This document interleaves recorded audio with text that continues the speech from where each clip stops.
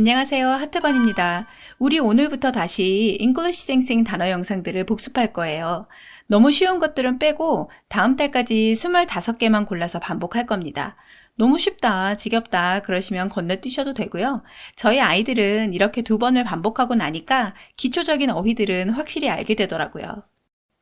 두 번째 영상은 블리피입니다. 2달 동안 봤던 블리피와 Art for Kids Hub가 이제 어느새 마무리할 때가 됐네요. 우리가 이 두 가지 영상으로 초반에 학습 위주의 영어에서 이제 자연스러운 일상 영어로 넘어가는 과도기를 잘 거쳤습니다. 아마 지금 다시 스티븐 맥이나 메이플 리프 만들기를 보면 이게 이렇게 쉬웠나? 하는 생각이 들 거예요.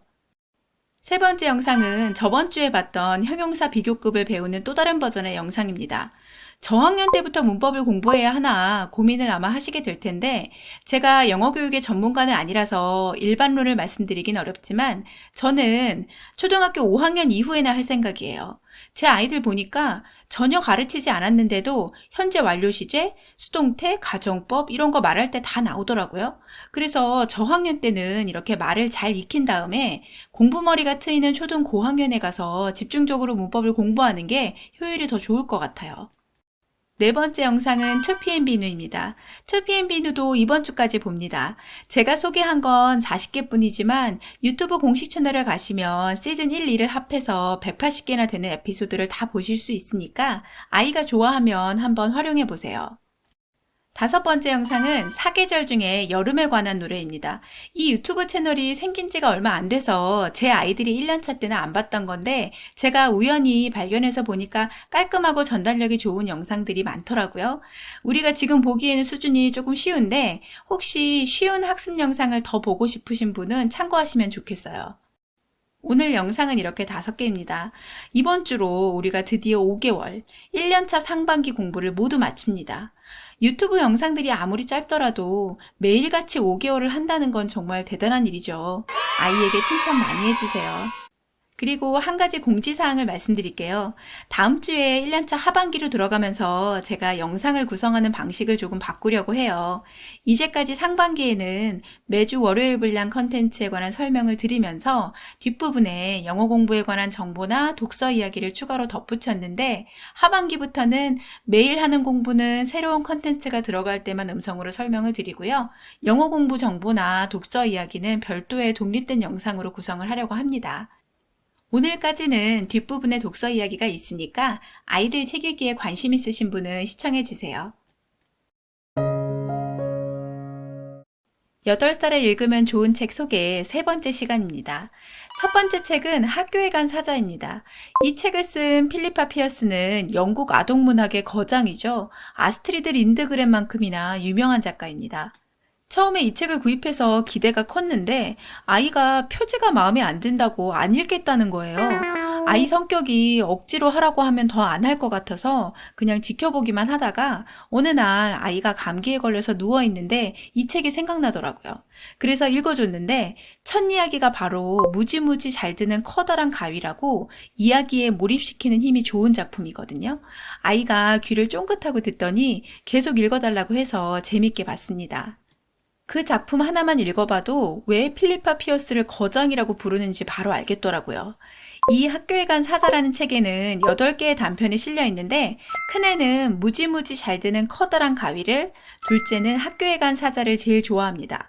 저는 도망도 재미있게 읽었어요.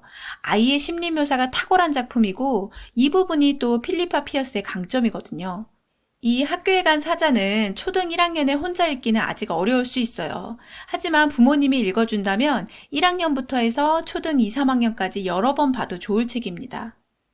필리파 피어스의 책은 워낙 훌륭한 작품들이 많기 때문에 이 작가의 이름을 기억해 두시고 아이들이 크면서 세이강에서 보낸 여름, 다람쥐와 마법의 반지, 한밤중 톰의 정원에서 등 대표작들을 눈여겨보시면 좋겠어요. 두 번째 소개할 책은 저승사자에게 잡혀간 호랑이입니다. 이 책은 그림이 참 멋져요. 우리가 절에 가면 볼 수 있는 불화 형식의 그림인데 저승의 세계를 그리는 데는 최적의 화풍인 것 같아요. 호랑이를 주인공으로 해서 이승에서 죄를 지으면 저승의 무서운 지옥에 가서 그만큼 죄값을 받고, 반대로 이승에서 덕을 쌓으면 저승에서 공을 인정받아서 짐승이 아닌 사람으로 태어날 수 있다는 불교적 윤회관과 권선징악의 내용을 담고 있습니다. 더구나 호랑이가 이승에서 행한 일들이 다 우리 옛이야기에 나오는 것들이라 이 책 한 권을 아이와 함께 읽으면서 거기 나오는 옛날 얘기까지 같이 해줄 수 있는 기회가 됩니다. 그림이 워낙 멋져서 집에서 소장하고 여러 번 볼 만한 작품이에요. 저희 집도 원래 빌려서 읽었다가 아이가 너무 마음에 든다고 해서 구입했던 책입니다. 세 번째 책은 제랄다와 거인이에요. 아이를 잡아먹는 거인에 관한 이야기라 주제도 그렇고 그림체도 상당히 괴기스럽죠? 이 토미 웅거러라는 작가가 세계 2차 대전 때 독일에 점령당한 프랑스 알자스 지방 출신이라 어릴 적에 나치 치하에서 전쟁의 어두운 면을 많이 봤다고 합니다. 그래서 이 작가의 작품 세계는 트라우마와 그걸 극복하는 강인한 인간의 힘을 주제로 하는 것들이 많다고 하네요. 전쟁이나 홀로코스트 같은 극단적인 트라우마를 아이들 책의 주제로 등장시켰다는 점에서 거부감을 갖는 독자들도 많다고 해요. 하지만 우리가 인류의 지혜가 담겼다고 말하는 옛날 이야기들이 선과 악의 모습을 모두 담고 있는 것처럼 어둡고 무서운 존재를 회피하는 것이 아니라 맞서서 겪고 이겨내는 이야기를 아이들에게도 들려줄 필요가 있다고 생각합니다. 우리 집 아이들은 참 재밌게 여러 번 본 책이에요. 사실 큰애는 어릴 때 이 작가의 크릭터라는 책을 좋아해서 지금도 자기 책장에 좋은 자리에 꽂아두고 있거든요. 아무래도 호불호가 갈리는 작가이기 때문에 도서관에서 우선 빌려보시고 아이가 좋아하면 구입하셔도 되겠어요. 네 번째 책은 지각대장 존입니다. 이 책은 8살 아이라면 아마 다 좋아할 것 같아요. 자아가 강해지고 생각도 많이 자라는데 아직 어른이라는 큰 벽을 넘기는 어려운 나이잖아요. 이 책이 그런 좌절과 불만족을 통쾌하게 풀어주기 때문에 우리 집 아이들 둘 다 좋아했던 책입니다.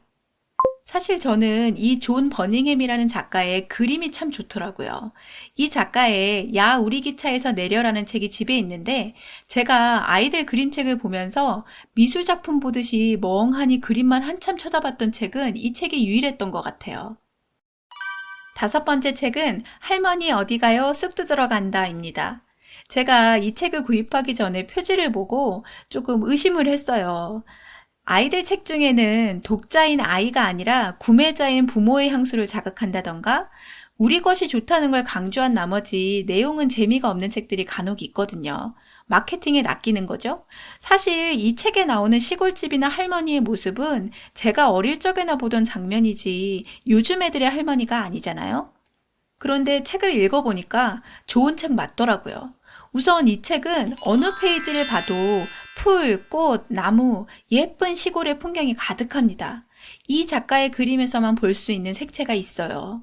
그림도 산나물을 캐러 가는 것부터 데쳐서 말려서 시장에 팔고 그 판돈으로 오기 간식이랑 강아지 사는 것까지 어느 하나도 그냥 넘길 장면이 없어요. 정말 작가의 정성이 가득 담긴 책입니다. 이 책을 읽고 나니까 여기 할머니의 모습이 어느 세대인지는 중요한 게 아니구나 하는 생각이 들었어요. 시골 풍경을 전혀 모르는 우리 집 둘째이지만 할머니와 오기가 서로 아끼면서 행복하게 살아가는 모습을 잘 이해하더라고요. 이 할머니 어디 가요 책의 또 다른 장점은 부모님이 읽어주면 예쁜 말놀이 책도 된다는 겁니다. 조금만 소개해 볼까요?